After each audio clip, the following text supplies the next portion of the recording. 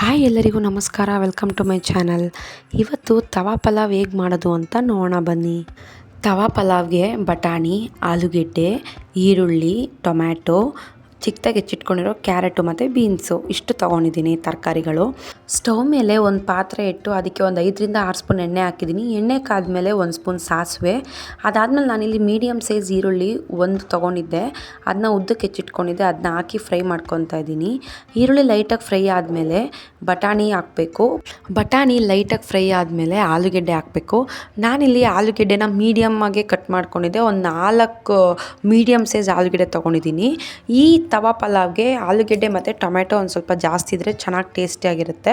ನಿಮ್ಗೆ ಇನ್ನೂ ಚಿಕ್ಕದಾಗಿ ಬೇಕೋ ಆಲೂಗೆಡ್ಡೆ ಅಂದರೆ ಇನ್ನೂ ಚಿಕ್ಕ ಪೀಸಸ್ ಕೂಡ ಮಾಡ್ಕೋಬೋದು. ನಾನು ಒಂದು ಸ್ವಲ್ಪ ಮೀಡಿಯಮ್ ಸೈಜ್ ಮಾಡ್ಕೊಂಡು ಕಟ್ ಮಾಡ್ಕೊಂಡಿದ್ದೀನಿ.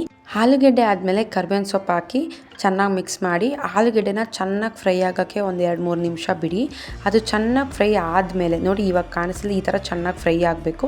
ಈ ಥರ ಚೆನ್ನಾಗಿ ಫ್ರೈ ಆದಮೇಲೆ ನಾವು ಚಿಕ್ಕದಾಗಿ ಹೆಚ್ಚಿಟ್ಕೊಂಡಿದ್ದಲ್ಲ ಬೀನ್ಸು ಮತ್ತು ಕ್ಯಾರೆಟ್ನ ಅದನ್ನ ಹಾಕ್ತಾಯಿದ್ದೀನಿ. ಅದನ್ನ ಹಾಕ್ಬಿಟ್ಟು ಚೆನ್ನಾಗಿ ಮಿಕ್ಸ್ ಮಾಡಿ ಒಂದು 5 ನಿಮಿಷ ಬೀನ್ಸು ಮತ್ತು ಕ್ಯಾರೆಟ್ ಚೆನ್ನಾಗಿ ಫ್ರೈ ಆಗಬೇಕು, ಬಿಡಬೇಕು.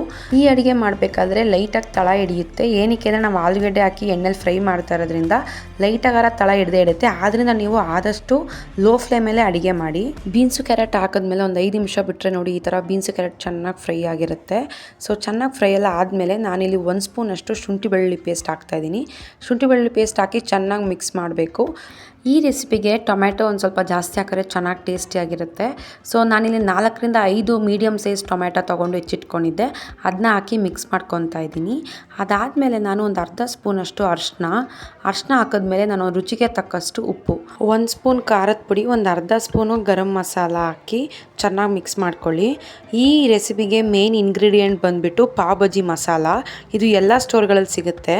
ಪಾವ್ ಭಾಜಿ ಮಸಾಲಾನ ನಾನು ಒಂದು 3 ಸ್ಪೂನ್ ಹಾಕ್ತಾಯಿದ್ದೀನಿ. ಖಾರ ಇನ್ನೂ ಬೇಕು ಅಂದರೆ ನೀವು ಹಾಕೋಬೋದು.